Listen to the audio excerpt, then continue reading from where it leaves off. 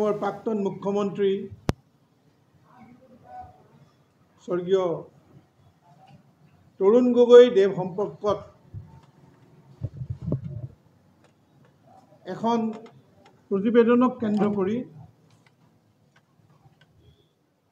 নানান ধৰণৰ চাঞ্চল্যকৰ আৰু বিতৰ্কৰ সৃষ্টি হৈছে। কথা হ'ল এইখন বিপ্লৱ শৰ্মাৰ প্ৰথমখন প্ৰতিবেদন নহয়, অসম চুক্তি সম্পৰ্কত প্ৰতিবেদনখন নহয়। কিন্তু বহুতৰে ধাৰণা ভুল হৈছে যে বিপ্লৱ শৰ্মাৰ প্ৰতিবেদন বুলি কোৱাৰ লগে লগে যিখন কমিটি গঠন কৰি দিয়া হৈছিলে কেন্দ্ৰীয় চৰকাৰৰ, সেইখন নহয়।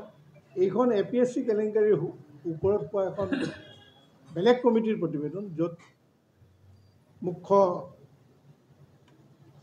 ব্যক্তি হিচাপে প্ৰাক্তন ন্যায়াধীশ বিপ্লৱ শৰ্মা দেৱ আছে। এতিয়া কথা হ'ল যে এই প্ৰতিবেদনখন চৰকাৰে প্ৰকাশ কৰিছে, কিন্তু চৰকাৰে এতিয়ালৈকে গ্ৰহণ কৰা নাই।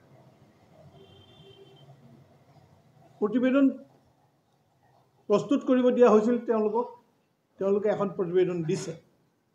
যদি প্ৰতিবেদনখন সম্পূৰ্ণভাৱে গ্ৰহণ কৰি তাক চৰকাৰে বিবেচনাৰ বাবে লৈ ইয়াৰ ওপৰত ব্যৱস্থা গ্ৰহণ কৰিব খোজে, তেতিয়াহে এই প্ৰতিবেদনৰ প্ৰতিটো কথা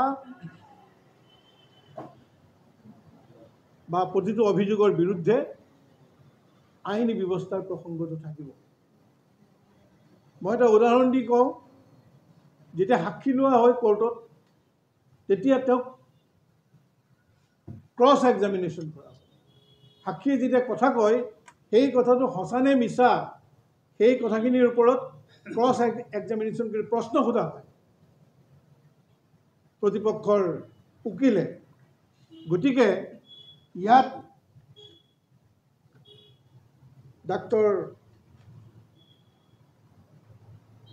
মৃগেন শইকীয়া বুলি এগৰাকী অভিযুক্ত লোক, যাৰ ওপৰত APSC কেলেংকাৰীৰ অন্যতম অভিযোগ হিচাপে তেখেতক চিহ্নিত কৰা হৈছে, তেনে এজন ব্যক্তিয়ে দুবাৰকৈ আদালতৰ কাষ চাপি তেওঁ ৰাজসাক্ষী হ'ব খুজিছিলে, আদালতে মানি লোৱা নাই। তাৰমানে তেওঁ কিমান ডাঙৰ অপৰাধী, যাক কোনো কাৰণতেই আদালতে ৰাজসাক্ষী হ'বলৈ অনুমতি দিব বিচৰা নাছিল। তেনে এজন ব্যক্তিয়ে বিপ্লৱ শৰ্মাৰ কাষ চাপি কাৰ নিৰ্দেশত কেনেকৈ এই কথাবিলাক কৈছে তাৰ তদন্ত হ'ব লাগে। তেনে এজন অপৰাধী ব্যক্তিয়ে আত্মৰক্ষাৰ স্বাৰ্থত নানান কথা ক'ব পাৰে। সেইখিনি কথা ক্ৰছ এক্সামিনেশ্যনৰ যোগেদি আদালতত তেওঁক আনি যেতিয়ালৈকে প্ৰশ্ন সোধা নহয় এই কথাবিলাক সঁচা নে মিছা, তেতিয়ালৈকে এই বিষয়টো চৰকাৰে ৰাজহুৱা কৰাই উচিত। কিন্তু ৰাজহুৱা কৰিছে যেতিয়া, ইয়েই কিন্তু অভিযোগ নহয়। এই অভিযোগ এজন সাক্ষীৰ, এজন অপৰাধী সাক্ষীৰ তেওঁৰ নিজস্বভাৱে হোৱা উক্তি। গতিকে এই উক্তি লৈ যি ধৰণেৰে এটা বাতাবৰণ সৃষ্টি হৈছে যে তৰুণ গগৈ দেৱ যেতিয়া মুখ্যমন্ত্ৰী আছিলে, তেখেতক একো অন্যায় হোৱা নাই, কৈছে যে তেখেতৰ বিয়াৰ পুতেকৰ বিয়াত গৈ 3 লাখ টকা দিছিলে। আৰু এটা অভিযোগ আহিছে যে 3 লাখ টকা তেওঁৰ গহনা দিছে। গহনা দিছে বুলি কোৱা যিসকল মানুহ, যিসকলে অভিযোগ কৰিছে, নিশ্চয় সেই প্ৰেজেণ্টটো দিওঁতে আমিতো গম নাপাওঁ, কোনেও গম নাপায় এই সমাজৰ কাৰ বিয়াত কি উঠে।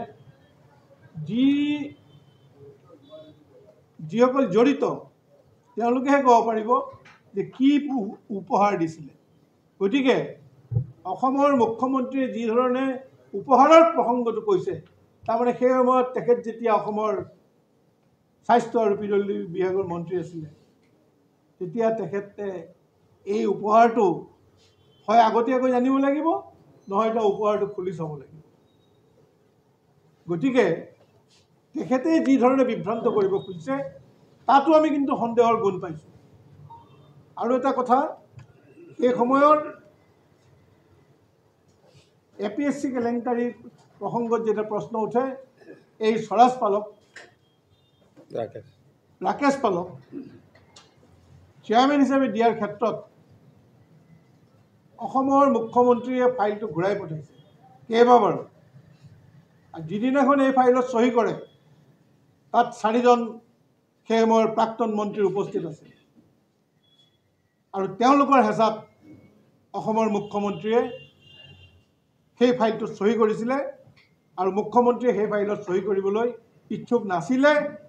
3জনক বাদ দি বাকী এজন প্ৰাক্তন মন্ত্ৰী, তেখেতৰ পৰা মই সেই কথাখিনি জানিছোঁ। সেই 4জন মন্ত্ৰীয়ে কৈছে তেখেতে হেঁচা দিয়া মন্ত্ৰীৰ ভিতৰত গৌতম ৰয় প্ৰাক্তন মন্ত্ৰী, সেই সময়ৰ মন্ত্ৰী আছিলে, সেই সময়ৰ মন্ত্ৰী অজন্তা নেওগ আৰু সেই সময়ৰ মন্ত্ৰী হিমন্ত বিশ্ব শৰ্মাই হেনো এই ফাইলটো চহী কৰিব লাগে বুলি অসমৰ মুখ্যমন্ত্ৰী তৰুণ গগৈ ডাঙৰীয়াক হেঁচা প্ৰয়োগ কৰিছিল। আৰু সেই 4জন মন্ত্ৰী প্ৰয়োজন হ'লে সময়ত তেওঁ নিজেই সেই বক্তব্য আগবঢ়াবলৈ প্ৰস্তুত আছে। তেখেতৰ নাম আজি মই আপোনালোকক নকওঁ। সেই সময়ৰ তেখেতসকলৰ সহযোগী কেবিনেট মন্ত্ৰী তেখেতে মোক কৈছে। গতিকে কথাটো ভাবি চাবলগীয়া। আজি তৰুণ গগৈ ডাঙৰীয়া নাই, তেখেতৰ ওপৰত যিহকে পায় তিহকে অভিযোগ আনিছে।